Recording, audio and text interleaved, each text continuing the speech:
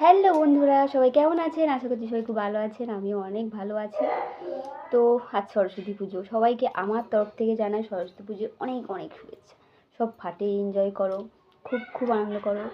একটা সময় আমাদেরও ছিল, তখন আমরাও ঘুরতে যেতাম, শাড়ি টাড়ি পরে বেশ একটা ব্যাপার থাকতো।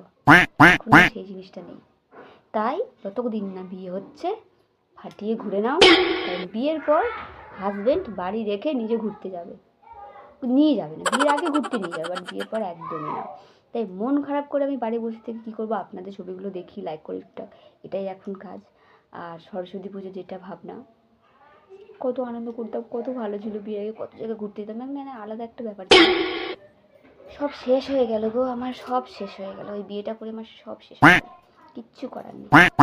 এখন বাড়িতে বসে বসে শুধু আপনাদের ভিডিও দেখবো, রিলস দেখবো, এটাই ছাড়া আমার আর কিচ্ছু করবার নেই। কী বা করতে পারি, কিচ্ছু করার নেই। যাই হোক, শেষে দুঃখের কথা বলে লাভ নেই। যতদিন না বিয়ে হচ্ছে ভালো করে ঘুরে নাও, কারণ বিয়ের পর এইভাবে বসে থাকতে হবে আমার মতো, তখন আর ঘুরতে যেতে পারবেন না। ওকে, টাটা।